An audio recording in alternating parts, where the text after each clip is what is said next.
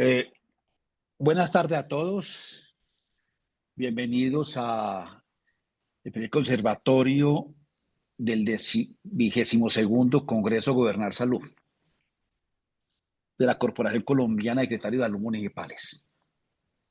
Este año 2025 es un año que van consolidando algunos cambios en el país. Este año la Corporación Colombiana de Secretarios de Salud ha querido que como sustento a su Congreso anual Gobernar Salud, tuviéramos discusiones previas sobre algunos temas que a los municipios nos llaman la atención y nos invitan a reflexionar y a repasar nuestro papel en la sociedad colombiana. Dos temas a discutir que hemos planteado. Está algo que pasó relativamente desapercibido, pero que es una transformación de fondo. Fue el acto constitucional que reformó los recursos del Sistema General de Participaciones. Esta reforma en la cual el doctor Darío Indalecio Restrepo ahora nos hablará desde el inicio y la trayectoria que viene teniendo esta reforma y hacia para dónde va. Es un tema vital para nosotros como municipios, ya que nos va a cambiar la forma de ser, la responsabilidad del luego y la forma de asentar la democracia y el desarrollo local. Luego tenemos planteado también algo que es cómo lograr una atención primaria resolutiva, sin pedir tanta excusa ni tanto permiso. ¿Cómo logramos que nuestros habitantes, nuestros ciudadanos accedan en el punto de entrada a la atención primaria que sea resolutiva de sus problemas? No simplemente una atención primaria de paso como para que accedan a servicios más complejos, sino que esta sea resolutiva. Otro asunto que nos tiene también y que era motivo de otro conversatorio es todo el papel que juega la disponibilidad, la negociación y el acceso a medicamentos en el país.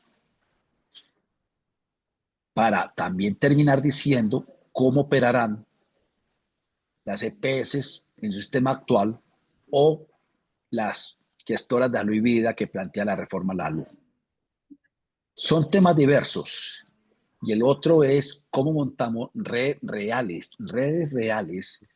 para atender a la población en situaciones de salud que son de vida o muerte, como por ejemplo el infarto agudo del miocardio, el cáncer y otras.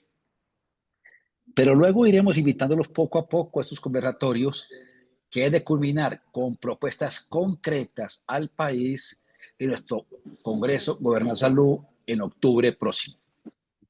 Por hoy, dediquémonos al tema en el cual estamos convocados.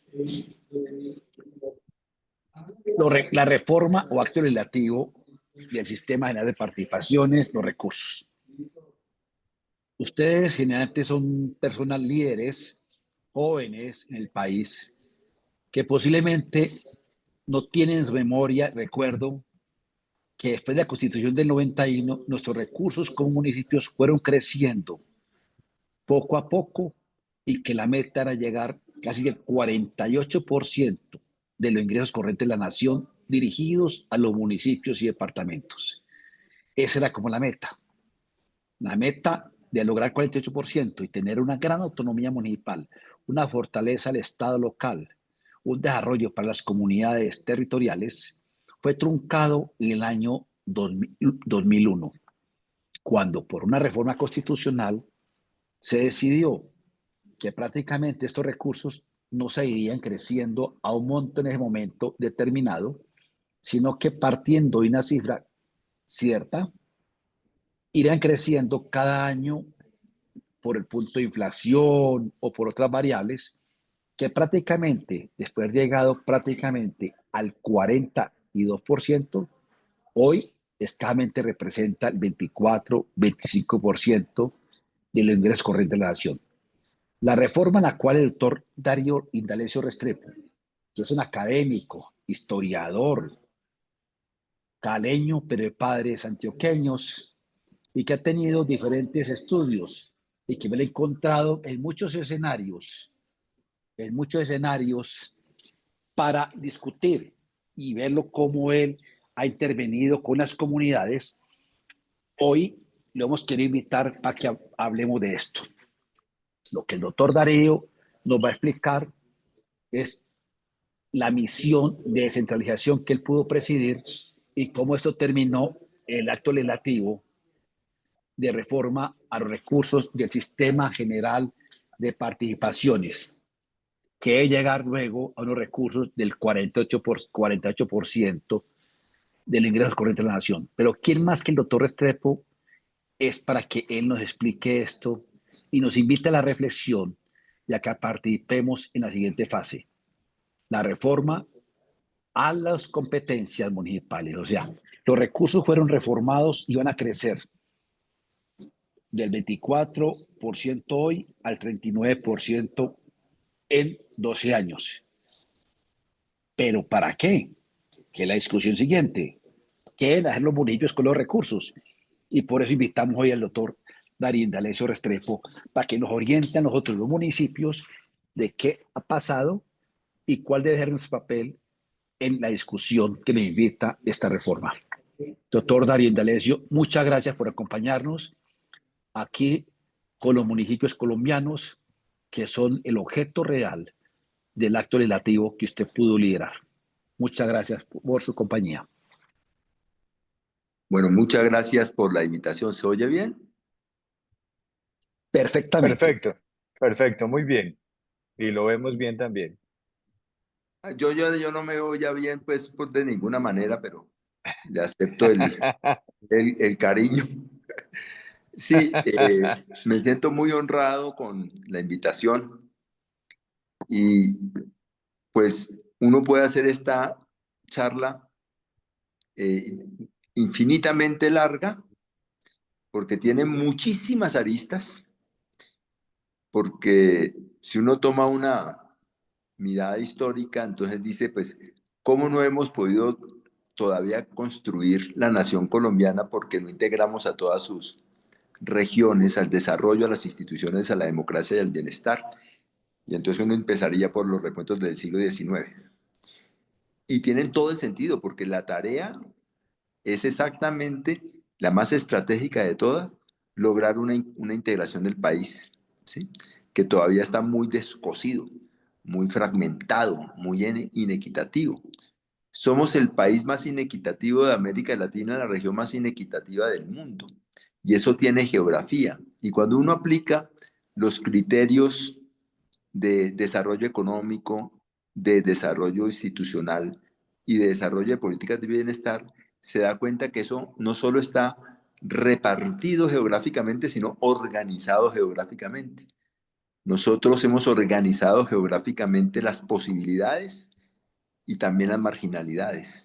Entonces es una tarea larga, porque los retos no es, ay, que Petro o no, Duque, no, es que fue Santos, no, los retos es la construcción de una nación que la variable de ordenamiento territorial es absolutamente estratégica si queremos superar la violencia, porque en estos mapas de las geografías de las inequidades, pues ahí es donde cunde más la ilegalidad, las guerrillas, los paramilitares, los ejércitos irregulares, porque no hay Estado, porque no hay administración de cercanía, porque no hay oportunidades de mercados legales. Ese contexto mínimo me parece a mí oportuno para decirnos que no estamos ante un reto de un gobierno, sino de una sociedad, y no es de derecha, izquierda o centro, sino que de derecha, izquierda o centro deberíamos lograr hacer un pacto, ¿sí? En donde vamos a lograr mayor equidad en lo económico, en lo político y en lo institucional. Decía, en las variables, y ahora voy a explayar eso, en las variables económicas, institucionales y políticas. ¿Qué fue lo que se acordó en la Constitución, en la reforma constitucional? Son tres palabras, resumo yo así ese acuerdo: autonomía, solidaria y responsable fiscalmente. Primer punto, autonomía. En la misión de descentralización oímos municipios pequeños, medianos, grandes, del norte, del sur, del centro, del este. Indígenas, negros, campesinos, la gran capital de Bogotá, al gobernador de Antioquia y a algunos pueblos antioqueños. O sea, lo más variopinto que pudimos. Y a todo el mundo le molesta el centralismo. Le molesta el centralismo. Es que Bogotá, que tiene una capacidad fiscal importante, una capacidad financiera importante, tiene que pedirle permiso a la nación para que le otorgue unos permisos para tomar unos préstamos y le pide más requisitos que el sistema bancario, que ya dice usted ya cumple y le puedo prestar le puedo dar el préstamo, pero la nación le inventa más requisitos. Y se le mete en política doméstica cuando aquí hay plata, hay tecnocracia, hay programas, hay una capacidad de ejercer la autonomía e incluso la ciudad más importante se le mete la nación. Si eso es con Bogotá, de ahí para abajo ya pueden imaginar. Entonces, la misión nos enseñó, pero de una manera incuestionable, que el centralismo molesta a todos, es una gran molestia. De ese centralismo hay cosas que molestan más. Y es que ese centralismo trata de uniformar a todos los territorios como si fueran iguales todos. Todos con los mismos derechos y con los mismos deberes. Es un centralismo estandarizante. Entonces no reconoce las especificidades. No reconoce las especificidades en vocaciones económicas, en potencialidades económicas, sociales, geográficas, ambientales, culturales, étnicas. Entonces tiene mucha dificultad a reconocer el país diverso que somos y trata a todo el mundo de uniformizar. Por eso es que tiene reglas uniformes para diversidades muy diferentes, no solo de geografía, ecología, economía y capacidades institucionales, sino también de las voluntades de las personas de los territorios y sus habitantes. Entonces, eso molesta mucho. Ese centralismo molesta y que sea estandarizado molesta y es absurdo, es inadecuado. Y entonces eso se traduce en lo que ya todos conocemos, una cantidad de formatos que son los mismos para todo el mundo y, y entonces trata la nación a las entidades territoriales como unos incapaces que deben ser capacitados para saber llenar los formatos y los sistemas de información que muy poco se usan para tomar decisiones, pero que pueden usarse para desperdiciar muchísimos recursos de los municipios y departamentos que les toca contratar una cantidad de personal solo para responder informes que no sirven realmente para tomas de decisiones en la lógica de las necesidades estructurales de los municipios y de los departamentos. Hay otro rasgo del centralismo que molesta mucho. Además de estandarizante, está organizado por sectores. Todo. El presupuesto, planeación nacional, los ministerios. Entonces, salud, educación, transporte, agua potable, cultura, seguridad, esto, aquello y lo demás allá. Y cada uno de esos ministerios centralista llega al territorio con sus formatos y con su territorialización específica. Territorialización específica y entonces no hay posibilidad ninguna de reconocer los tejidos y vivos de los territorios. No hay posibilidad ninguna de hacer planeación territorial. Y lo que hay es una feria de chalecos, cada uno imponiendo unas condiciones desde un sector específico sin tener en cuenta ni las voluntades de los territorios ni sus necesidades específicas. Le queda muy difícil. Esa fue una primera gran lección de la misión de descentralización. Hay un hastío con el centralismo por impositivo, pero también por inútil, por costoso, por engorroso y porque finalmente no parte del reconocimiento de las realidades territoriales ni de la voluntad de las personas y de las necesidades institucionales de las personas y de los territorios. Entonces, lo primero que está en el acto legislativo es decir, autonomía. Autonomía es la capacidad de los territorios de gobernarse por su propio, digamos, sobre sus propios intereses y asuntos, que no sean sectores centralizados que finalmente cohíben la libertad y la determinación de esos gobiernos y de esas poblaciones. Ese criterio es muy importante y es una gran oportunidad de reversar y de parar y reversar el centralismo bajo el principio del reconocimiento de autonomía de comunidades territoriales. Pero quien dice autonomía, ya lo dije, tiene que partir del reconocimiento que las realidades son distintas, que no todos los territorios tienen las mismas capacidades institucionales, que hay más de 300 municipios sin hospital, ¿sí? Y sin, digamos, sala de parto. Entonces, uno lo tiene, otro no lo tiene, no lo podemos tratar igual. Que hay más de 70% de los colegios que no tienen acceso a Internet, que hay más de 55% de las escuelas que no tienen agua apta para el consumo humano, que hay más de 40 años de retraso en las infraestructuras de los colegios, que, digamos, todos los factores de la educación no son uniformes las necesidades en todo el territorio, que las pruebas a ver, pues hay unos territorios que permanentemente tienen pruebas a ver mucho más bajitas, porque los años de los muchachos, la cantidad de horas y años que los muchachos pasan en el colegio, pues son menores, porque los profesores van menos horas y tienen menos grados de formación, porque el colegio queda más lejos. Entonces, hay unos problemas estructurales de brechas en salud, en educación y en agua, y eso tiene una geografía, y entonces no podemos tratar a todo el mundo por igual. Y tenemos que hacer unas categorías de entidades territoriales, que eso quedó en la Constitución. ¿Sí? Unas categorías que distingan unas necesidades y unas potencialidades diferentes. Entonces, eso quedó en la reforma constitucional y para nosotros es un gigantesco reto, una gran oportunidad y dificilísimo.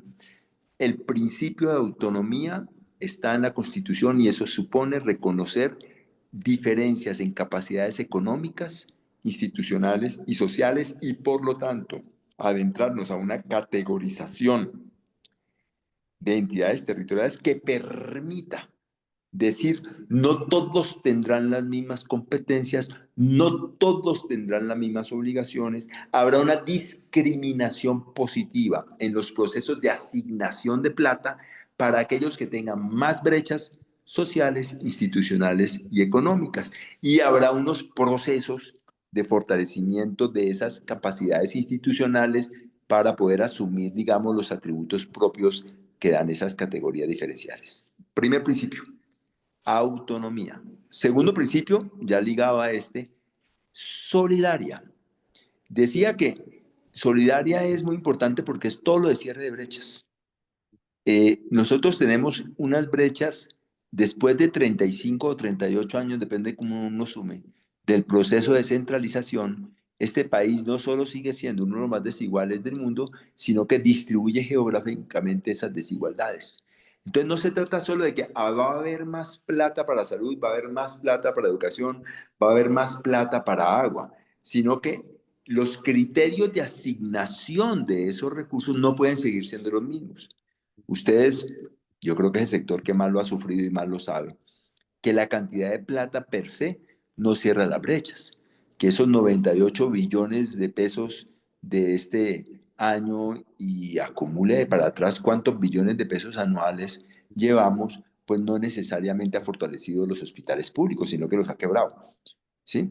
Y tampoco es que haya fortalecido la posibilidad de tener una política pública local preventiva y de promoción de la salud, ni tampoco es que haya facilitado las relaciones entre salud, educación, agua, cultura, como un problema de todos. O sea, porque la salud es el mercado de trabajo, porque la salud es la educación, porque la salud es el agua, porque la salud es la cultura, y entonces la política tiene que ser más allá del sector. Entonces, ¿dónde está el espacio territorial para discutir y actuar sobre eso? ¿Dónde están los presupuestos que permitan tener programas territoriales y no solo sectoriales por objetivos? Pues no los hay.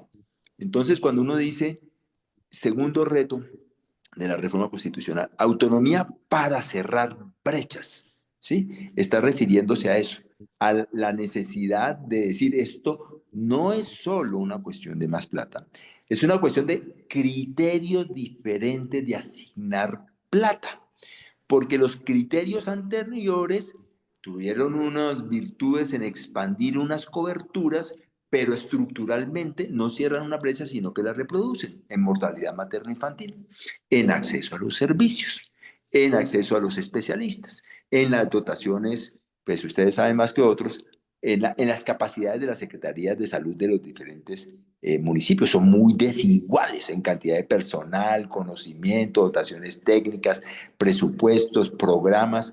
Entonces, debemos hacer de la ley un buen lugar para normar unos criterios, no solo de cómo nos distribuimos más plata, sino de criterios de que esa distribución de platas tiene que tener un sesgo, digamos, positivo hacia el cierre de brechas y hacia lo que acabo de insinuar, hacia la posibilidad de tener una política pública territorial más fuerte. Que no todo sea sectorial y desde la nación, sino que los territorios tengan unos medios mayores para poder tomar decisiones sobre salud pública, sobre educación pública, sobre los circuitos del agua y ojalá unos espacios donde se pueda discutir transsectorialmente por territorios y por proyectos y por programas y por objetivos cómo concurrimos los diferentes sectores en un territorio a resolver problemas, porque el problema no es de salud. El problema de salud, vuelvo a repetir, es de mercado laboral, es de la paso de la violencia, es de agua, es de educación, es de cultura, es de infraestructura. O sea, el problema de salud es transsectorial, como lo es, digamos, casi todos los problemas reales. Entonces, quedó autonomía solidaria con responsabilidad fiscal. Con responsabilidad fiscal, ¿qué quiere decir? No, pues, ¿cuánto plata se necesita para cerrar las brechas en agua potable y saneamiento básico? Entonces se listan todos los componentes de ese sector. El acceso, la calidad, la continuidad de esos servicios de salud, alcantarillado y saneamiento básico. Eso da 122 billones de pesos. Pero el aumento del sistema general de participaciones serán 34 billones de pesos. ¿Sí? De aquí al 2038 en valores constantes de este año. O sea, solo el sector salud, considerado solo como sector, toda la plata de aumento del sistema general de participaciones no le alcanza. Y si usted toma educación, pues las cifras son aún más grandes. Y si toma salud, pues las cifras en salud, digamos, ya dijimos que las necesidades son como 98 billones de pesos año y esta parte del sistema general de participaciones, pues digamos, solo representa el 14.5% del total de la financiación anual del sector salud. Es decir que uno no puede decir, entonces ya la ley va a costear todas las brechas, le va a poner unas platas y la cierra al 2038, no alcanza. No alcanza ni siquiera para un sector que es el del agua. Entonces, eh, responsable fiscalmente es hacer los ejercicios de cuantificar las brechas en salud, cuantificar las brechas en educación, cuantificar las brechas en saneamiento básico y agua potable, constatar las debilidades relativas de algunas instituciones locales respecto de otras y también cuantificar las brechas en capacidades de desarrollo económico. Estamos en ese ejercicio, y este sistema general de participaciones va a apuntarle a cerrar brechas en salud, brechas en educación, brechas en agua, brechas en capacidades institucionales, brechas en capacidad de tener desarrollo económico, pero no va a cerrar ni universalizar la totalidad de las brechas. Es una contribución, digamos, con base en una hipótesis. Nosotros somos un país de los más desiguales del mundo y eso tiene que ver con el centralismo, porque no dotamos a las regiones de las posibilidades de poder asumir su posibilidad de autónoma de resolver sus problemas. Entonces distribuimos las platas, pero de manera muy desigual, y fortalecemos a los más capaces y los volvemos más capaces y así se reproducen unas brechas de capacidades económicas, institucionales y sociales por todo el territorio nacional. Entonces, el sistema general de participación no va a ser, digamos, la panacea que todo lo va a resolver, pero se orienta estructuralmente con un enfoque de cierre de brechas sociales, institucionales y económicas bajo el principio de que eso tiene que ser a través de darle más recursos a departamentos y municipios, pero también más capacidad de tomar decisiones propias según realidades y características distintas,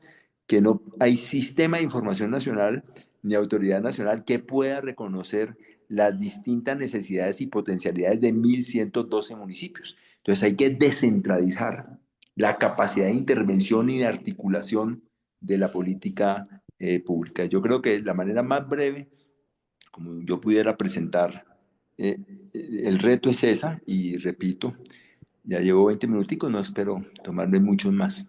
Hubo una reforma a la Constitución. La reforma a la Constitución yo creo que se puede resumir en tres grandes conceptos: autonomía, solidaria y fiscalmente responsable. No podemos seguir, decir, esto aumenta y el Estado Nacional seguirá gastando lo mismo, pero va a transferir 33 o 34 billones de pesos más en 12 años, porque no hay de dónde salir, porque todavía no hay, eso supondría reformas tributarias nacionales y o territoriales. Entonces no se trata sencillamente de aumentar la cantidad del gasto, sino distribuir el gasto existente entre territorios y sectores, porque suponemos, y esa es la hipótesis académica, pero también política, que el centralismo cohíbe, restringe, constriñe, digamos, el desarrollo, porque lo concentra mucho. Entonces no expande Estado, no expande mercados, no expande instituciones hacia más territorio, y eso supone categorías diferenciales y mayor autonomía para que los territorios puedan tener política propia, con algo de recursos y sobre todo cruzando diferentes sectores por programas con objetivos, porque esta división entre, no es que esto es salud, no es que esto es agua, no que es que esto es infraestructura, no que esto es educación, no, pues finalmente la realidad no es así. Son tejidos donde todo eso se relaciona, y el único que lo puede relacionar realmente es el territorio. Porque las dosificaciones de esas combinaciones son territoriales, son específicas. Entonces el centralismo es ineficiente. Por más que uno le meta plata a la nación, y la nación crece y crece y se traga todas las reformas tributarias y cada vez tiene más programas para intervenir en asuntos locales, es la historia del país que hizo la descentralización en el 86 y en el 91, y desde el 2001 para acá no ha hecho sino reversar y recentralizar. Pero seguimos siendo los más desiguales del mundo y seguimos teniendo una geografía de las desigualdades. Es necesario reconocer que necesitamos territorios más dotados de capacidad. Eso es de plata, pero también de capacidad de tomar decisiones, que no son sino las decisiones de cómo combino yo en un municipio las dotaciones del presupuesto, porque todo eso me viene etiquetado, yo no lo puedo combinar. Y el único que puede hacerlo o llegar a hacerlo de una manera más sensata son autoridades y comunidades territoriales. Por eso, y me gusta, digamos, señalar este punto, no es solo una ley fiscal, no es solo una ley de aumentar platas, no es solo una ley de repartir platas, es una ley, y vuelvo a la primera idea que dije, de construcción de un Estado-nación todavía no culminado en su construcción, de integrar esta nación todavía no integrada. Y eso supone, por lo tanto, democracia local. Esto no es un asunto meramente fiscal, esto es un asunto de construcción de instituciones, construcción de capacidades, construcción de comunidades con la capacidad de tomar decisiones en un territorio. Pero como las capacidades son tan diferentes, la nación tiene que asignar de manera diferente competencias y recursos según esas capacidades. Es decir, darle más al que más necesidad tenga, y al que menos necesidad tenga, y desprendiendo compromisos de la nación para poder dedicarse mucho más a aquellos que tengan más precariedades económicas, institucionales y sociales. Ese es como el concepto general que viene desde la misión, que queda impreso, digamos, y consignado, y eso me tiene a mí muy contento en la reforma constitucional, porque todos esos aspectos que yo digo, autonomía, categorías de entidades territoriales, cierre de brechas sociales, cierre de brechas institucionales, cierre de brechas económicas, prevalencia ambiental, densidad étnica, población rural dispersa, municipios de paz, pobreza multidimensional, como criterios para asignar más recursos, ¿sí? Relativamente a los otros que quedaron ahí consignados.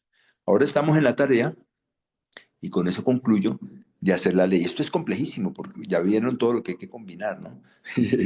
Hay que combinar reformas de criterios en salud, reformas en criterios en educación, reformas en criterios en agua potable y saneamiento básico, pero a la vez el marco fiscal de mediano plazo, ¿cuánta plata se va a ir creciendo año a año hasta el 2038? ¿Y cómo entonces no desmadramos las cuentas nacionales? O, ay, no, yo de la nación guardo el equilibrio y le paso el problema fiscal a los territorios. Y le digo, ahí te va una plata y todo el mundo va a estar feliz. Ahí te van unas competencias y las competencias son mucho más costosas que la plata y pasado mañana quiebra los municipios. Entonces, tienes la complejidad que no podemos, que hay que pensar en el equilibrio macro de la nación y de los territorios y de tres sectores fundamentales y de una gradualidad. Porque además esto no dice al 2027 se distribuye toda la plata y se den todas las competencias. Esto dice habrán 12 años. ¿Sí? Entonces, ¿por dónde empiezo? ¿Cómo voy transfiriendo competencias y platas? ¿Quién lo mide? ¿Y qué instancia? ¿Cómo va corrigiendo sobre la marcha? ¿Cómo hago acompañamiento de capacidades fiscales de capacidades institucionales y voy midiendo, digamos, en los cierres de brechas y ajustando los instrumentos? Es muy bonito, es súper complejo. Está hoy ya constituido un comité que llamamos el Sexteto más uno, es el Ministerio de Hacienda, Ministerio del Interior, el Ministerio de Salud, Ministerio de Educación, Viceministerio de Agua, que hace parte del Ministerio de Vivienda, la misión de descentralización, ese es el Sexteto más uno.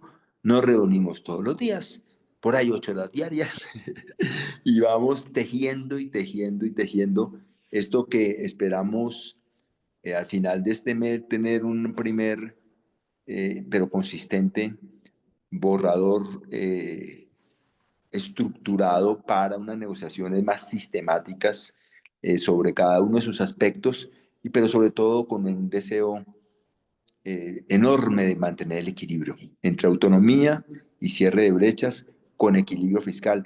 Que el hecho de cerrar brechas no quiere decir, entonces solo la nación tiene una posibilidad de cerrar brechas y aquí no reconocemos autonomía. O lo contrario, aquí le va la plata y la competencia, haga lo que quiera, y entonces lo que hacemos es fortalecer élites y procesos ya fortalecidos y no tenemos una política de equidad y de distribución de brechas en los territorios. Ese equilibrio es todo el arte y toda la complejidad y toda la hermosa posibilidad que hemos abierto. Gracias. Darío D'Alessio, muchas gracias. Excelente resumen. Hablaste prácticamente de tres ejes: autonomía, solidaridad y responsabilidad fiscal. Eh, es bueno anotar, antes de la palabra, al doctor Luis Alberto Martínez, viceministro de Protección Social, para que nos hable un poquito la visión desde salud de lo que espera con esta reforma constitucional. Recordar lo siguiente: Colombia, gran parte del territorio a nivel geográfico, prácticamente el Estado no existe.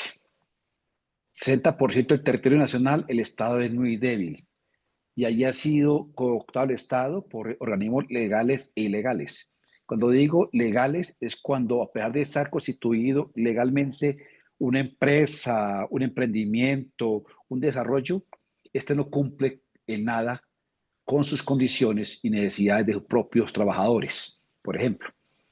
O la seguridad. Gran parte del país, la seguridad durante muchos años solamente prestada por parte del Estado en el parque o en la plaza principal. Ve para allá, el Estado no hacía presencia y no tenía nada de eso. Y es bueno también decir que esta reforma constitucional prácticamente dice del incremento aproximadamente del 60% de los ingresos que hacen parte del sistema de participaciones para los próximos 12 años. Para después del doctor Martínez, quiero, doctor Darío, nos hable un poquito de esa reunión que está haciendo usted todos los días con el Sesteto, que hablaste en esto, pero especialmente cómo los municipios podemos participar en las decisiones de competencias. no simplemente unos magos, ustedes todos con muy buena intención, muy inteligentes en Bogotá, queremos los municipios ver cómo participamos, para luego nos ilustre un poquito cómo va a ser el proceso para lo que viene ahora, la obligación de hacer una reforma a la norma sobre las competencias de los municipios con los recursos del sistema de participaciones. Entonces, le voy a dar la palabra al doctor Luis Alberto Martínez. El doctor Luis Alberto Martínez es el viceministro de Protección Social, es quien ha liderado, uno de los grandes líderes en el tema de la reforma a la ALU, que actualmente cursa en el Senado de la República, y sé que participó también en las discusiones en forma profunda con la misión de descentralización. Por eso creo que él es un hombre que tiene la autoridad para hablarnos desde salud, posiblemente cómo cambiarían las competencias a cumplir con los recursos del sistema de participaciones. O sea, cómo transformamos la ley 715, que es la que actualmente nos regula, en competencias y recursos. Doctor Luis Alberto, bienvenido.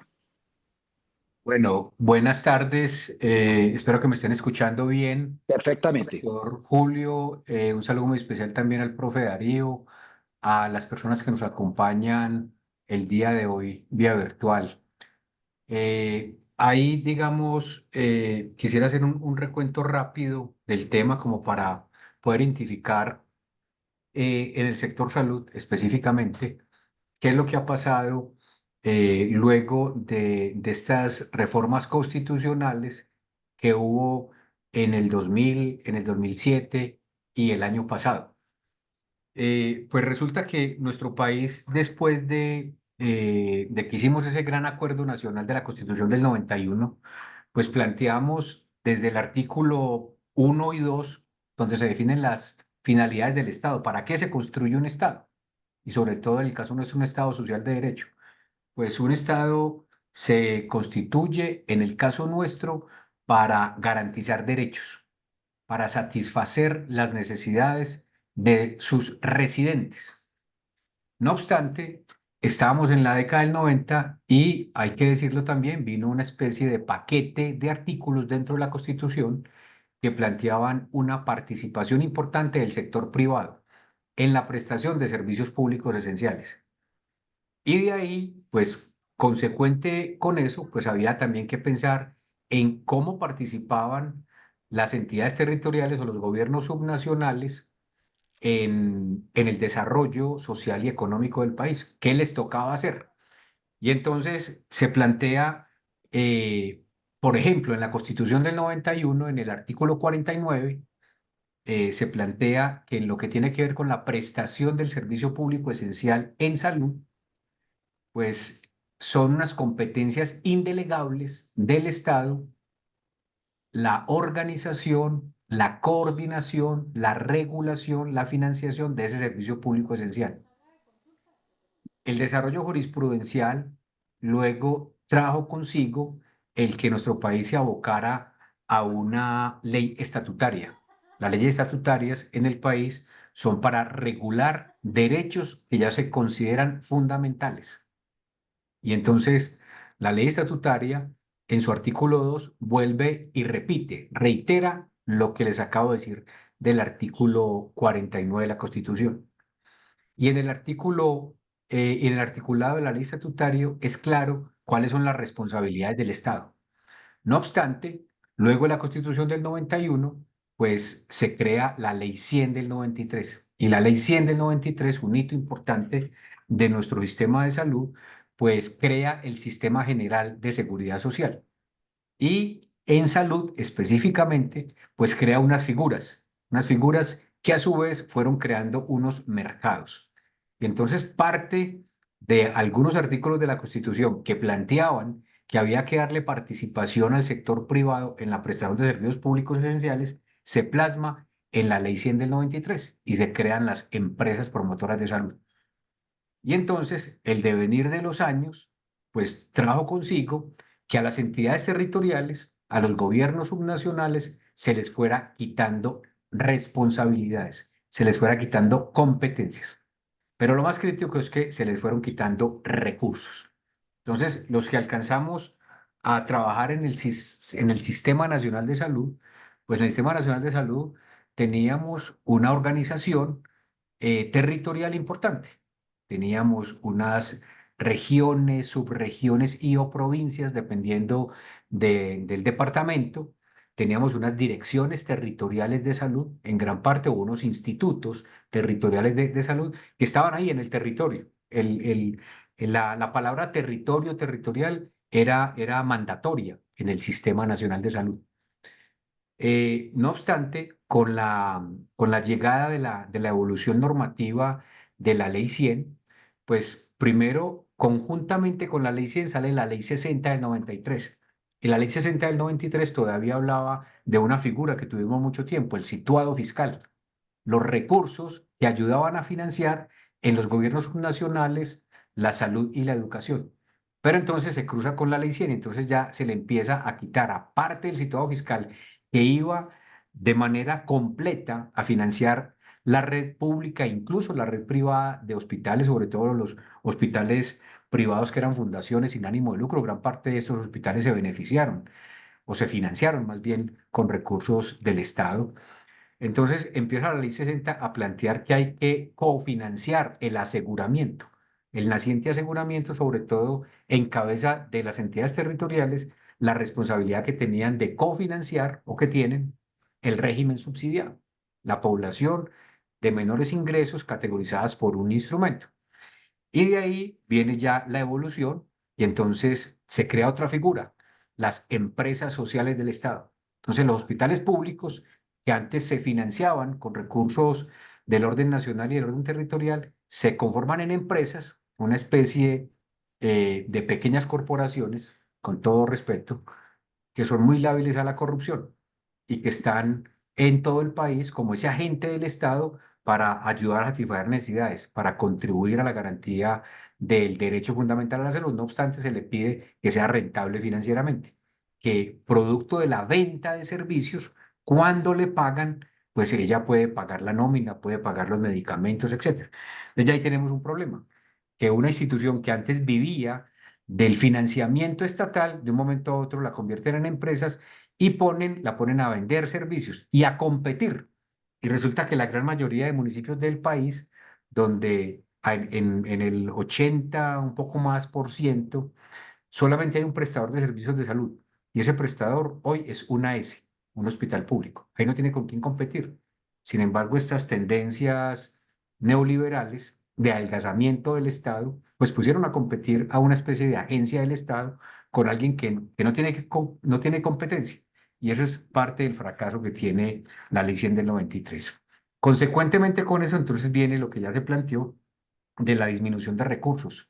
Se cambia la fórmula original de la Constitución y entonces ya no aspiramos a tener el 46.5% de la participación en los ingresos corrientes de la nación para los gobiernos subnacionales, para las entidades territoriales, sino que el cambio de la fórmula pues trajo consigo que hoy solamente se estén asignando a los territorios el 22%. O sea, esa expectativa del 46.5 se disminuyó por efectos de los actos legislativos que, que ya se contaron. Viene un cambio importante y es que el devenir de este acto legislativo pues trae consigo la reforma a la Ley 60 del 93. Y entonces ya estamos en tono de, con la nueva constitución se reforma esta ley y sale la ley 715. Y la ley 715 pues ya se armoniza con la normatividad que teníamos, es decir, la ley 100 del 93. Y entonces esa armonización trae consigo que los recursos que en principio son de los municipios en especial, pues esos recursos se obligan a que contraten con unas administradoras del régimen subsidiado. Empiezan una época donde era mandatorio hacer contratos. Cualquier municipio hacía un contrato con una ARS y ahí eso se prestó pues para múltiples despilfarro, eventos de corrupción y demás, y se toma la decisión en una de las leyes de quitarle esos recursos al municipio. Pero sí se crea la figura de que estos municipios presupuesten estos recursos del sistema de participaciones para cofinanciar el régimen subsidiado, los presupuesten sin situación de fondos. Es la figura que se estableció. Entonces, esos recursos, el municipio X los pone en su presupuesto, pero no le llegan. Le llegan es a la EPS en la cual tiene afiliados los habitantes del municipio. Y entonces ahí, para el sector salud, no es que haya habido una recentralización de recursos, no, es que se le quitaron los recursos al territorio y se le entregaron a la intermediación financiera en salud. Entonces hoy, de cada 100 pesos que se le deben destinar a los territorios para salud, 87 van para el aseguramiento para las EPS del régimen subsidiado, 10 pesos van para la salud pública, una visión muy limitada de lo que es la salud pública, en especial para cofinanciar el plan de intervenciones colectivas, y apenas 3%, 3 de cada 100, para el subsidio a la oferta, ¿cierto? Otra figura que emergió con la ley 100 del 93, con la tesis de que a los hospitales públicos hay que subsidiar su operación, no hay que financiarlo, sino que hay que subsidiarlo. Esto es un error, lo hemos dicho, conceptual, porque los servicios públicos esenciales en un Estado social de derecho como el nuestro, como la aspiración que tenemos en la Constitución, debe financiar los servicios públicos esenciales para que contribuyan en la garantía del derecho, en la garantía o en avanzar en la satisfacción de necesidades. Ahí tenemos, digamos, un problema. Y entonces lo que ha pasado con este diseño institucional es que la gobernanza o la rectoría, esa función primordial de cualquier sistema de salud, pues se ha debilitado. Se ha debilitado a nivel nacional y en especial a nivel territorial. Y entonces el poder hegemónico que tiene hoy la intermediación financiera ha dado al traste con la satisfacción de las necesidades, en este caso en salud, en todo el territorio nacional, porque se han consolidado unos mercados donde se ha debilitado el primer nivel de atención. Casi que todos los municipios del país tuvieron en su momento un hospital público que tenía quirófano, que tenía sala de partos, que se resolvía la situación de salud en el territorio, en el municipio. Hoy no pasa eso. Hemos evidenciado un poco más de 3.000 puestos de salud que se cerraron. Se cerraron puestos y centros de salud. ¿Se cerraron por qué? Porque no son rentables financieramente. Por esta idea de poner a competir a los hospitales públicos como empresariales del Estado. Viene también el tema de las responsabilidades que asume, que debería asumir el municipio, el departamento, el distrito. Entonces, consecuente con que los recursos no los maneja la entidad territorial, esas competencias se fueron trasladando. Eso que les decía ahorita del artículo 49 de la Constitución, que se repite en el artículo 2 de la ley estatutaria, de que la prestación del servicio público esencial en salud en lo que es la coordinación, en lo que es la organización, se le entregó a la intermediación financiera. Entonces, quien hoy define dónde se atienden a las personas es la EPS. Quien organiza la red de atención es la EPS. A contrario o en contravía pues, de lo que dice la Constitución, de lo que dice la legislación. ¿Qué hacer entonces con este estado de cosas? Pues viene el impulso del Congreso de avanzar en tratar de devolver el ovillo y entregar o devolver un poco la senda inicial de la Constitución del 91, de devolverle estos recursos. Y entonces, ¿qué se está planteando de qué se va a hacer con estos recursos? Pues aquí hay que, digamos, ya tenemos un escenario distinto, incluso del que teníamos en el 93. En el 93, explícitamente, en nuestra Constitución original, no estaba la salud como un derecho humano fundamental.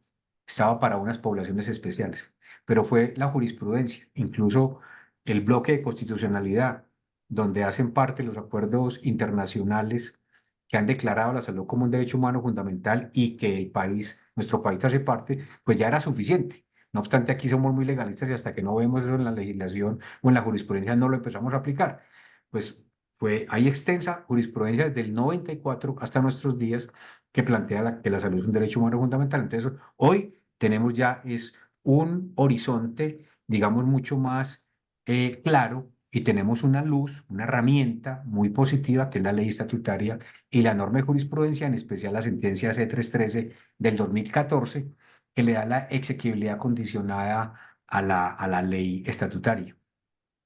Y entonces, con esta base jurisprudencial, pues ya hay que avanzar en que nuestro país, por muy diverso que sea, por muy heterogéneo que sea, por muy desigual que es, pues avance en materializar el goce efectivo del derecho en todo el territorio nacional. Y para ello se necesita fortalecer las entidades territoriales, se necesita fortalecer la participación de la sociedad civil en la toma de decisiones a nivel territorial y a nivel nacional. Y para ello entonces la ley de competencias se convierte en una oportunidad muy importante. Y lo que estamos tratando de hacer en el trabajo que empezamos, que iniciamos con la misión de descentralización, que continuamos con una serie de talleres que el profe Darío coordinó y lo que estamos haciendo ahora con las instancias del Gobierno Nacional es poder avanzar en armonizar lo que se tiene en el proyecto de ley que reforma el Sistema General de Seguridad Social en Salud, que tiene también un componente importante de territorialización, de poder llevar los recursos a satisfacer las necesidades. Hay una premisa fundamental del proyecto de ley y que debe también ser premisa fundamental del proyecto de ley de competencia, y es que los recursos van a las necesidades. Y, y el acto legislativo, como se decía anteriormente, pues trae un reto mayor, al cierre de brechas. Y entonces ahí esas fórmulas, esas variables que estamos planteando, pues deben de ir con esa direccionalidad. Y también para poder ir avanzando en cómo recuperar el Estado, cómo recuperar el Estado, este Estado que hoy tenemos adelgazado, paquidérmico, y que hoy lo tenemos en su gran mayoría tercerizado. El Estado a nivel nacional es tercerizado y a nivel territorial sí que más. Entonces, gran parte de las entidades territoriales hoy tienen que contratar por la figura de prestación de servicios, de alguna manera también vulnerando las condiciones laborales de las personas que trabajan no solamente en el sector, en los demás sectores. Y también hemos perdido capacidades a nivel territorial. Y mientras más pequeño es el municipio, pues más dificultades hay, pero las responsabilidades están ahí. Entonces, yo creo que esta es una gran oportunidad para poder avanzar de manera material a que los recursos lleguen a los territorios que ayuden, que contribuyan a fortalecer el Estado con miras a satisfacer las necesidades, en este caso en salud que se tiene, y que se avance en esa acción intersectorial por la salud. Entonces, en el trabajo que se está haciendo con vivienda, que representa agua potable, con educación, pues vamos avanzando en esa dirección, para que en el mediano plazo tengamos unas entidades fortalecidas, una articulación a nivel subregional y a nivel nacional. Bueno, yo dejaría hasta ahí, Julio, por lo pronto.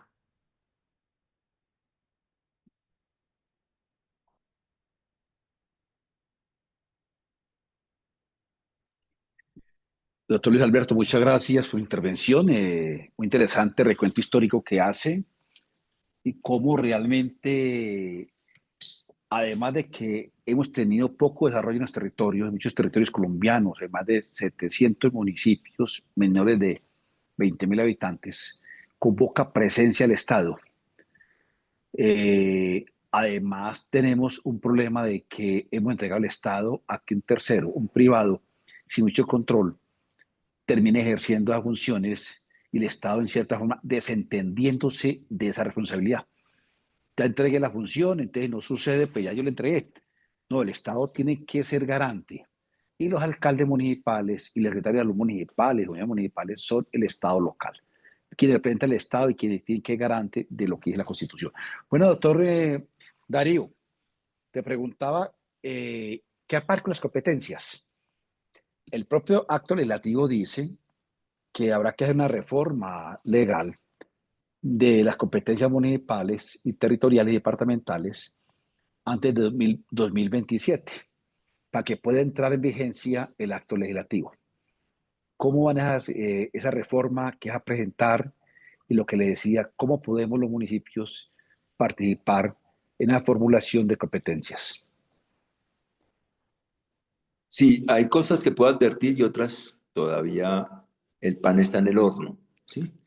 Eh, Mire, finalmente no es que sean nuevas competencias a descentralizar, porque ya prácticamente los municipios tienen todas las competencias, lo que no tienen son recursos para asumirlas. de una manera digna. Igual los departamentos tienen una cantidad de competencias y no tienen los recursos para ello. Se trata más bien de una transferencia de recursos para que puedan asumir unas competencias, ¿sí? Ese es como el primer punto. Ahora, ¿qué competencias? Cada sector está haciendo el ejercicio y esa es la parte que yo no puedo anticipar, pues, eh, las precisiones. Salud, educación y agua potable ya hicieron el ejercicio de qué haría la nación, qué haría el departamento, qué haría el municipio por cada una de las funciones misionales y principales de esos sectores. Ese ejercicio está, digamos, bastante avanzado y hay un panorama muy importante, digamos, de cómo fortalecer la descentralización en cada uno de los sectores. Pero entonces dije dos cosas y las dos cosas son complementarias. Una cosa es el ejercicio de descentralización de competencias en cada uno de los sectores, que está muy avanzado, y otro es decir, el municipio y el departamento como entidad territorial más allá de los sectores. Más allá de los sectores, lo que requieren es un conjunto de nuevos recursos para que puedan asumir, digamos, unas competencias ya descentralizadas, pero sin recursos y tener mayores instrumentos para tener política propia y política autónoma para dosificar recursos según prioridades de los programas de desarrollo territoriales.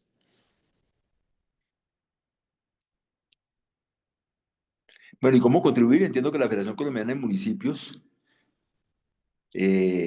pues tiene unos eventos 7, 8 y 9 de mayo para discutir sistemáticamente esto con los alcaldes y presentar propuestas. Obviamente, sí, los secretarios municipales de salud pues pueden, digamos, tener un conjunto de propuestas pues, magnífico para la discusión, estupendo. ¿Sí? Igual los secretarios departamentales. Pero el momento es ahorita, ¿no?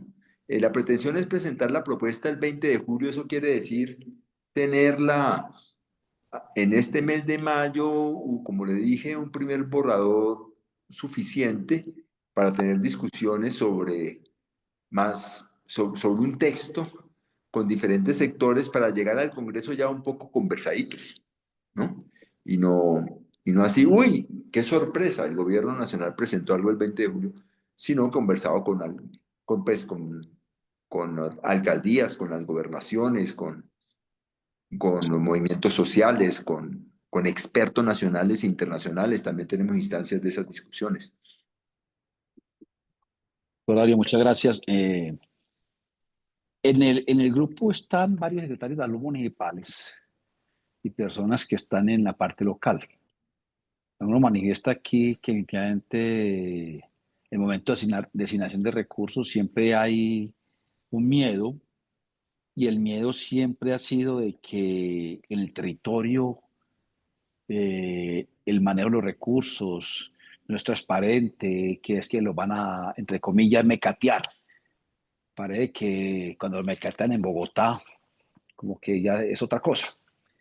En ese punto, en las discusiones que han tenido, hasta dónde realmente el Congreso fue consciente de esto, de la importancia del desarrollo territorial. A muchos observadores nos asombró que esto haya pasado por el Congreso, cuando otras reformas de tipo social han tenido tantas dificultades y prácticamente un acto legislativo pasó en sus debates. ¿Qué pasó ahí en el Congreso? ¿O fue que hubo una iluminación? Que siempre la pregunta le dicen a los secretarios, oye, pero ¿cómo lograban pasar eso? Cuéntame un poquito de ese secreto. Yo me debo ausentar 3 minutos urgentemente y ya Listo. llego. ¿Por qué no le hace una pregunta a Luis Alberto? Yo ya Bueno, llego. Luis Alberto, como usted estuvo ahí en esta discusión, y sé que fue protagonista de primer orden, estuvo ahí al lado del cañón, en salud, ¿qué se visualiza, Micho? ¿Cómo ve usted la salud en unos años, además de la reforma? ¿Qué va a pasar con estos recursos y cómo el municipio va a tener a recobrar ese papel fundamental que fue perdiendo en los últimos 25 años? Y Julio, y demás personas, pues como les decía, esta es una oportunidad relevante que nos va a ayudar a potencializar los municipios y a recuperar y a fortalecer las capacidades que se tenían y que, hay que decirlo, se perdieron. Se perdieron a causa de que se desplazó al Estado a nivel nacional y a nivel territorial y se le entregó pues todo lo que tiene que ver con la rectoría, inclusive con el desarrollo de las funciones esenciales de la salud pública, de las 11 funciones esenciales de la salud pública, se le ha entregado a la intermediación financiera. Entonces, no solamente la que ya enunciamos ahorita de la organización de los servicios, de la coordinación de los servicios de salud, sino también parte de la misma financiación. Mire, hemos hecho muchas presentaciones con la ADRES y la ADRES está identificando cuántos recursos debe llegar a cada municipio según la UPC de cada uno de sus residentes. Y entonces saca una cifra y luego la compara con lo que le llega al hospital de ese municipio. Y obviamente hay unas distancias abismales que no, que no son consecuentes. Primero, pues con un sistema que debe ser equitativo y que debe contribuir a la garantía del derecho y facilitar el acceso. Entonces ahí hay unas distorsiones tremendas. Este este proyecto de ley de competencias con esa indicación de que tiene que ayudar a cerrar las brechas es muy importante. Entonces yo aspiro a que en el mediano plazo los municipios sean mucho más fuertes, que haya mucha más competencias, que podamos reabrir los puestos y centros de salud que se necesiten, que podamos vincular y pagar no solamente a los empleados, a los trabajadores que hagan parte de los servicios de salud, sino también de las secretarías de salud, de las direcciones locales, inclusive pues del resto de los gobiernos municipales y departamentales, porque hoy, desafortunadamente, por hacerle un esguince a la norma, nos estamos diciendo un montón de mentiras, ¿cierto? Cuando se plantea como esa disyuntiva entre proyectos de inversión y gastos de funcionamiento. Entonces, los municipios, como en el orden nacional, tienen unos rubros presupuestales que los destinamos, entre comillas, a inversión, pero resulta que cuando uno...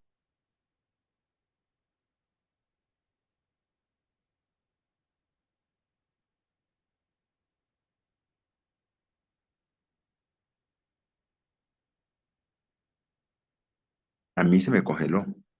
A mí no también, deberían ¿no? tener Ah, vacaciones. bueno.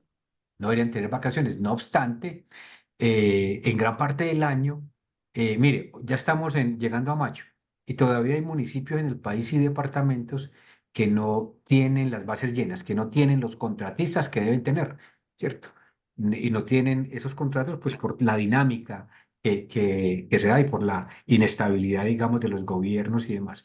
Jocosamente en otros espacios decimos que pareciera que en el país, en algunos tramos del año, la salud pública sale a vacaciones. Y eso nos tocó vivirlo incluso en el COVID, una cosa tan crítica.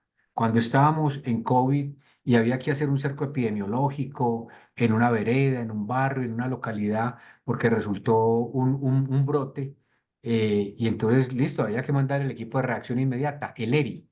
Y entonces yo apoyé en su momento a una gobernación en la gerencia del COVID y decíamos, listo, manden el ERI, ¿no? Pues ¿cuál ERI si no se ha contratado a nadie? ¿Cierto? Entonces, ¿cómo así que en el peor momento de la humanidad que hemos vivido en los últimos más de 100 años, pues no tenemos, el Estado colombiano no tiene el suficiente recurso humano, los suficientes capacidades para poder cubrir una emergencia sanitaria de estas dimensiones? Eso da cuenta de que realmente acabamos con el Estado en gran parte y en salud en particular. Entonces, yo confío en que ahora, con este nuevo diseño, con esta nueva mirada de poder fortalecer el Estado a nivel nacional y en especial a nivel municipal, el municipio es la célula de nuestro Estado. Debería ser, digamos, como lo más potente. No obstante, no es así por todo lo que hemos hablado. Correcto. Muchas gracias. Doctor Darío, veo que regresó. Sí, permítame dos cosas. Cuenta adelante. Comentar y retirarme. Estoy en una reunión del sexteto y, y me dieron vacaciones no, licencia 1 hora y media que ya está, ya se está cumpliendo. Mire, la Cámara de Representantes, la reforma constitucional se votó 124 a favor, 2 en contra. El resultado en el Senado no fue menos aplastante, aplastante en el sentido de la mayoría más que absoluta, ¿sí? Casi consensual. ¿Eso qué quiere decir? Que las diferentes fracciones políticas, desde la extrema izquierda a la extrema derecha, pasando por la derecha y la izquierda y el centro, todos interpretaron que podían mejorar, digamos, a través de una reforma al sistema de participaciones, la implementación de sus programas, de sus prioridades y de sus intereses. Eso fue lo que pasó ahí. Por lo tanto, esa reforma constitucional es ya un equilibrio entre unos a los que les interesa por sobremanera que haya más plata a discreción de gobernadores y alcaldes de municipios y departamentos, quitarle eso a la nación para que haya más discreción de esas platas y de esas competencias a nivel territorial, como objetivo fundamental. Otros dicen es que lo fundamental es que más platas sean para cerrar las brechas en salud, educación, agua. Entonces, que haya criterios de distribución positiva hacia territorios y funciones que hoy están insuficientemente financiadas en esos sectores. ¿Sí? Digamos que eso es una transacción. Lo que nosotros tratamos de hacer ahorita en la ley es que se mantenga la posibilidad de más recursos, pero condicionado a ese cierre de brechas, porque unos van a tratar de que sean más recursos sin condiciones a nombre de la autonomía, así eso concentre los recursos a nivel territorial en los lugares de ya mayor desarrollo en esos niveles territoriales. Quiere decir, como lo dicen en el periódico, en las conferencias, ojo que esta ley de descentralización lo que puede hacer es fortalecer las élites regionales y sus feudos y sus poderes para que hagan y deshagan con mucho más discreción y libertad. Eso es un riesgo evidente, yo no le voy a decir que eso no existe, ¿sí? Entonces, la otra fuerza es, no, pero es que esto no es para que usted haga lo que le quiera, esto tiene que tener un criterio de que esto es para llevar el agua potable donde no ha llegado, los hospitales donde no los hay, digamos, mejorar las coberturas y la calidad de la educación donde precisamente más faltan. Y esa transacción nos tiene que quedar de una manera u otra equilibrada en la ley, pero va a haber un debate, yo creo, muchísimo más complicado y más difícil de la ley que la reforma constitucional, en donde pues se va a tratar de desgarrar muy probablemente el acuerdo y hay que, digamos, dejar sólidamente ese acuerdo. La parte del control que usted dijo es básica en ese acuerdo, es básica, porque en la experiencia internacional lo que me enseña es que cuando se descentraliza sin suficientes mecanismos de control social e institucional, eso lo que hace es aumentar la ineficiencia del gasto, la corrupción del gasto, y eso termina revirtiéndose en unos procesos de recentralización. Porque un criterio que siempre ha estado, o bueno, la mayoría de las veces ha estado en los procesos de recentralización, es la corrupción local, la ineptitud local, es que usted no sabe, es que usted no puede, es que usted es corrupto, es que no sé qué, usted no presta bien el servicio, venga, yo lo recupero. Eso es una variable permanente en los procesos de recentralización. Así que todo eso se juega en la calidad del control y en la calidad de la participación social como parte de ese control. Quiere decir que se juega en lo que advertí en algún momento dado, en la democracia local, que haya mucho más transparencia, participación, debate público sobre la plata que hay, las brechas que hay, las necesidades que hay, entonces cuál es la priorización del gasto.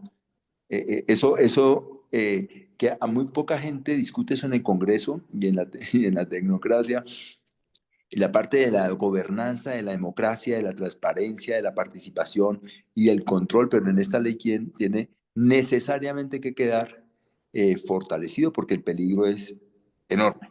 Usted centraliza plata sin buenos sistemas de información, sin buena transparencia y sin buen control, pues la embarra. Notario, muchas gracias. Yo sé que tiene que ausentarse. De todas maneras, le agradecemos mucho su participación, su conocimiento. Esperamos que después podamos tener otros momentos para seguir profundizando en este asunto que es de el alma y del desarrollo territorial, que es lo nuestro. Muchas gracias. Muchas gracias por la invitación, muy amables. Bueno,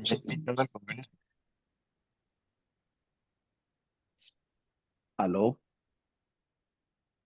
Bueno, doctor Luis Alberto, aquí en el chat están diciendo algunos, lo está pasando actualmente, dicen ahorita en la epidemia, la fiebre amarilla, hay que vacunar a quien, pues, no tenemos recursos realmente en los municipios. Hay muchos municipios en donde escasamente tienen por sistemas de participaciones menos de 100 millones de pesos al año.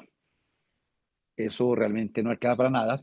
Y son municipios que realmente no tienen capacidad fiscal propia. Muy baja capacidad fiscal, porque son municipios gran parte selváticos con poco desarrollo económico y esto.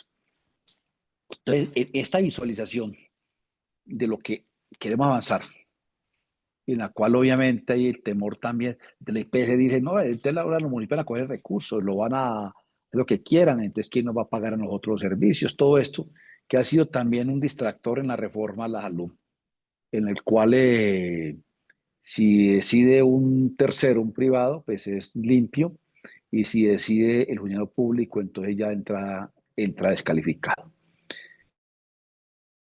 Ese municipio, con esa transformación en la cual se le adicionan recursos y adicionalmente le ponen a que haga su propio desarrollo de acuerdo a sus verdaderas características. Sí, Julio, yo estaba leyendo las inquietudes que hay en el chat. Hay una, digamos, puntual de la doctora Carmen y otra del doctor Heider. La primera habla pues como del miedo. El miedo es grande a la hora de la designación de recursos. ¿Qué garantías tienen las IPS que realmente llegue el recurso al pago de actividades realizadas? Bueno, lo que estamos planteando en la ley de competencias, que también, como les digo, se armoniza con la reforma del Sistema General de Seguridad Social en Salud que avanza en el Congreso de la República, es que en el nivel primario, pues todos los centros de atención primaria van a ser financiados con la garantía de una oferta, es decir, un presupuesto asignado según los costos de operación, una suma fija. Y hay una suma variable que se entregaría midiéndole unos resultados en salud que tienen que ver con la satisfacción de las personas, con el buen uso de los recursos y con logro en metas sanitarias en el nivel primario. En el nivel complementario, mediana y alta complejidad, pues ahí va a haber un régimen de tarifas y formas de pago, pero para los hospitales públicos va a haber un cierre financiero para los hospitales que no puedan cerrar financieramente. Esto igual se repite en la ley de competencias. Y entonces viene otro tema que nos plantea la doctora Carmen María, y es muchos municipios en el país, pues hoy adolecen de un prestador de servicios de salud, de su propiedad, digamos.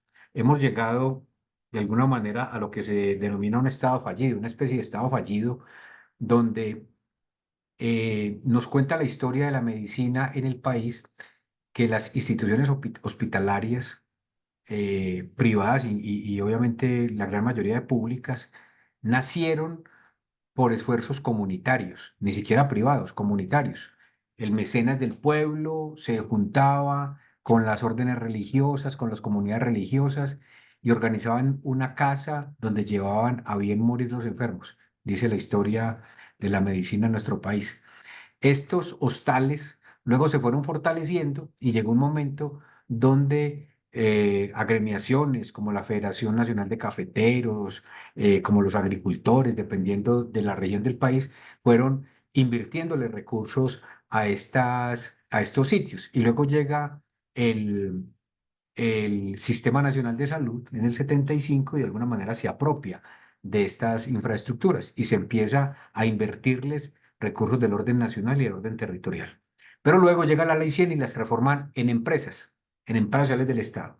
Y por la evaluación que se ha hecho con unos instrumentos pues muy, digamos, controvertidos de buscar la rentabilidad financiera de los programas de saneamiento fiscal y financiero, etcétera, llegan a la conclusión de que hay que liquidar el hospital.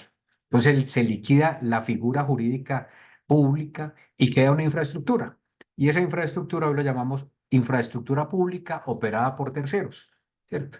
Y entonces ahí viene parte de lo que dice la doctora Carmen. Un municipio tuvo su hospital, tuvo su ESE, pero ya lo maneja otro hospital del lado o en muchos casos una empresa privada, ¿cierto? Esto, como les digo, para mí es una evidencia también de la aproximación que hemos tenido en nuestro país de tener un Estado fallido, un Estado que no fue capaz de satisfacer las necesidades, en este caso en salud. Y la norma lo obliga a liquidar una figura pública que en principio no debe generar rentabilidad, sino que debe contribuir con su experticias, con sus capacidades a satisfacer necesidades. Es un enfoque distinto. Pero bueno, en su momento Julio acuñó una frase famosa que decía que estos programas de saneamiento lo que buscaban era tener hospitales rentables financieramente, pero insolventes socialmente. Pues hoy tenemos esta distorsión.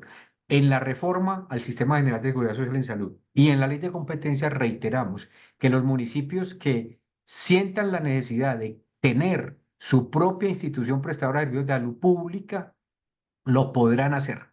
Lo podrán hacer con el acompañamiento técnico del gobierno nacional, ¿cierto? Y quitar ese obstáculo que hoy tenemos por la ley 715, que nos plantea por allá en un inciso que los municipios que en ese momento no tuvieran prestador de servicios de salud no pudieran crecer los servicios que tenían ni crear uno nuevo. Entonces, municipios que liquidaron en su momento su hospital público, su ESE, pues hoy están en calzas prietas porque no pueden crear una institución pública. Entonces esto, de alguna manera, se devuelve para poder entregar una herramienta, un instrumento muy relevante, un prestador de servicios de salud que ayude a satisfacer las necesidades de cada uno de los municipios.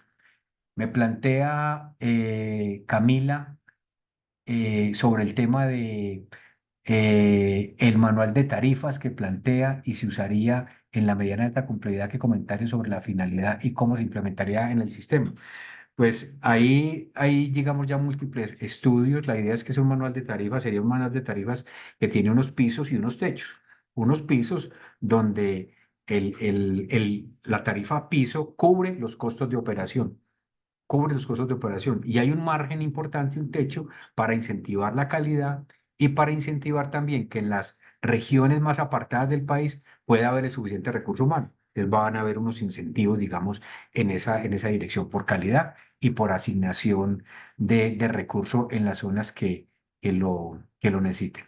Entonces, aquí el reto mayor es poder sacar esta ley de competencias, ojalá armonizada con la ley que reforma el Sistema General de Seguridad Social en Salud, para poder ir avanzando de manera gradual, de manera progresiva, a tener un mejor Estado a nivel territorial y que haya una coordinación, una armonización entre las políticas nacionales con la ejecución de estas políticas a nivel territorial. En lo que hemos revisado en este tiempo que nos ha tocado estar aquí en el viceministerio, pues desafortunadamente las normas salen de una manera muy genérica, si se quiere estándar, y obviamente no se logran acomodar, armonizar a toda la heterogeneidad que tenemos en nuestro país, no solamente a la heterogeneidad que nos propone o que provoca la geografía del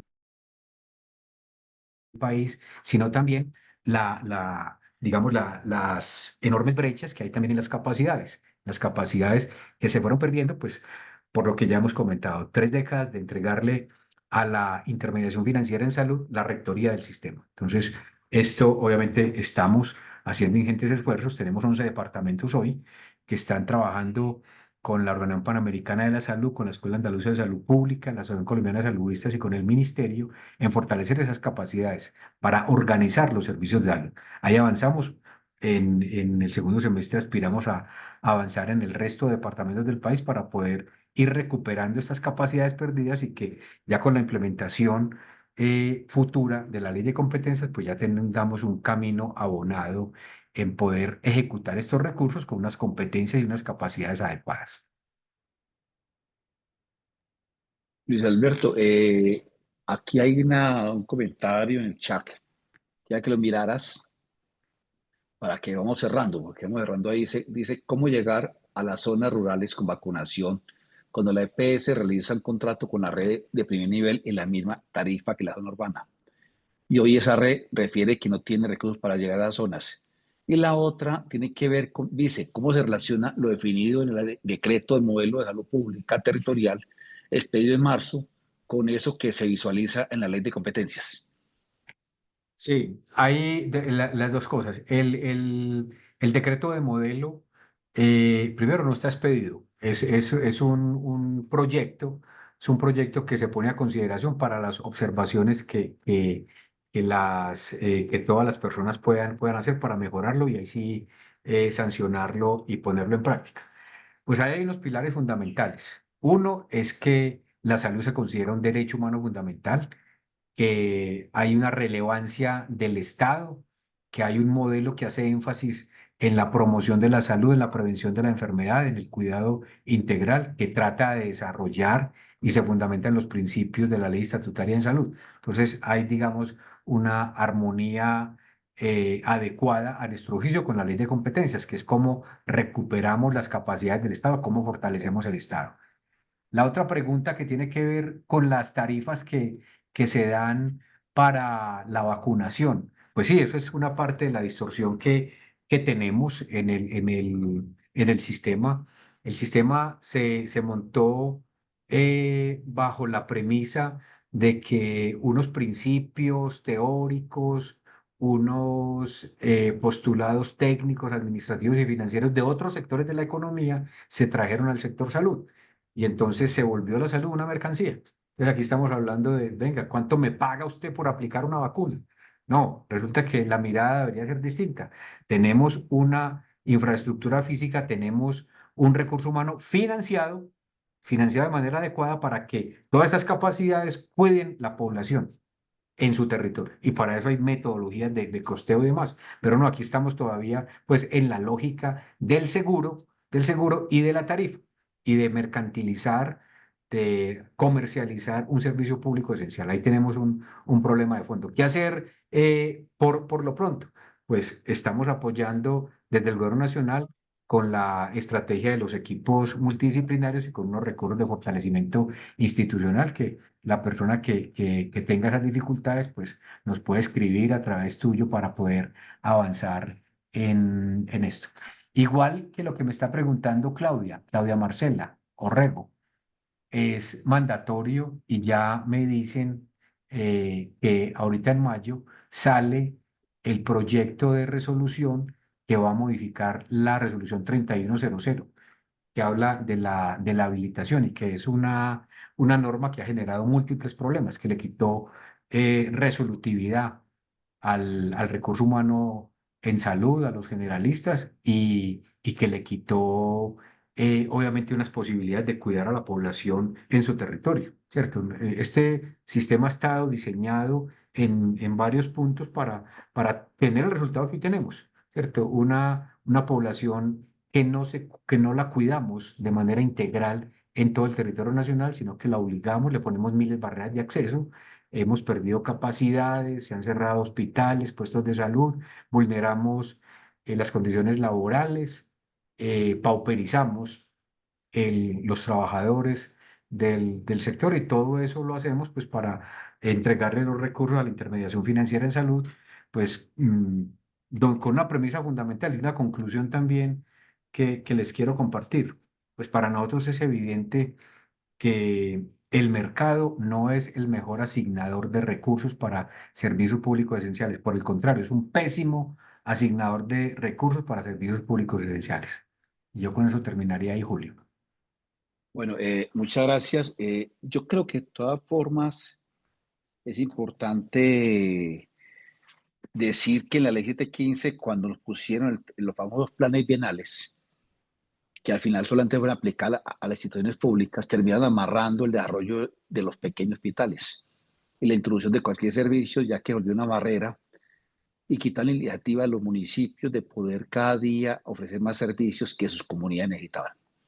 Posiblemente nos vendieron el tema con que era para los grandes servicios, pero al final tenían aplicado para el pequeño servicio, para la pequeña prueba de hemoglobina, para las pequeñas cosas pequeñas y para la introducción de la tecnología. Hoy el mundo moderno ha transformado la prestación de servicios. Ya algunos anuncian que para aquí a unos 15, 10, 15 años, el ejercicio del médico general será gran parte suplantada por inteligencia artificial. Y nosotros ya estamos discutiendo aquí si podemos un diagnóstico y seguimiento a la diabetes en el territorio en donde vive la gente. Luis Alberto, a usted muchas gracias. Creo que ha respondido en general con los comentarios del chat. Muchas gracias a nombre de los secretarios de los municipios. Creemos que el desarrollo del país está basado en el territorio y debajo se construye la democracia. ¿Quieres algún comentario final? Te lo agradecemos Sí, y ponga no, un un abrazo. comentario final. Un comentario final, Julio. No, pues un agradecimiento por el espacio. Ya con tiempo organizamos otro espacio cuando vaya evolucionando la reforma. Los vamos a invitar para que conversemos en torno a cómo revisar el articulado que se vaya aprobando y toda nuestra disposición para de escucha y para que poder establecer una interlocución permanente ahora con este nuevo reto que nos da la vida y es que de alguna manera estamos incidiendo en poder no solamente transformar la Constitución, que ya es un hito importante y que ante tanta noticia que tenemos en el país y tanto escándalo, eso no ha sido relevante, pero eso sí ha sido para nosotros los del sector salud, educación y agua, pues un hito importante. Volvimos a recuperar parte de la senda de la Constitución del 91, de cómo fortalecer la descentralización, la autonomía territorial y cómo avanzar en el cierre de brechas. Así que los invito a que sigamos comunicándonos y muchas gracias, Julio, por el espacio y feliz tarde para todas y todos. Luis, me deja un espacio ahí para invitarte a una sección en la cual expliques a los municipios el articulado que actualmente está en Comisión Séptima del Senado, ya que obviamente hay muchos mitos y mucha inquietud a nivel nacional sobre el articulado y creo que vale la pena hacer pedagogía de que muchos de los articulados que critican realmente y que dicen que desmonta un sistema actual, realmente no está desmontando nada, porque muchas partes del sistema actual son mitos que han ido acumulando, como el de la libre escogencia que no existe en el país y que la gente está condenada a ir a un prestador y si no lo atiende él, seguirá rogando ahí porque no tiene más opciones. Pero hay muchos otros contenidos de la norma que actualmente están en el Senado y que nos gustaría invitarte próximamente, coordinamos, para que le cuentes a los municipios qué es lo que dice realmente el articulado. Perfecto, estamos dispuestos. Bueno, feliz tarde para todas y Bueno, buena todos. tarde a Hasta todos. luego, que Muchas estén bien. gracias. Buena tarde a todos. Muchas gracias. Gracias a todos, muy Muchas amables. gracias. Muchas Buena gracias a tarde. todos. Feliz tarde. Doctor Julio A Rincón, ustedes. muchas gracias. Muchas gracias. Nos invitamos. Ustedes hacen posible todo esto. Buena tarde. A nuestro congreso.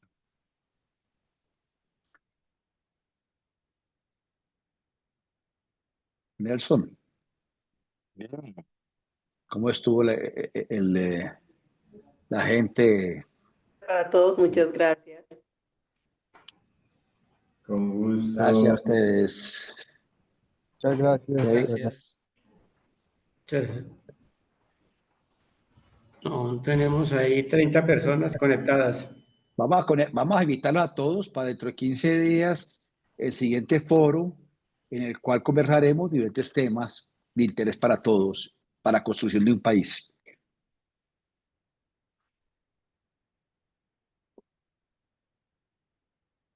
¿Qué dice el dueño del nombre de la red de infarto?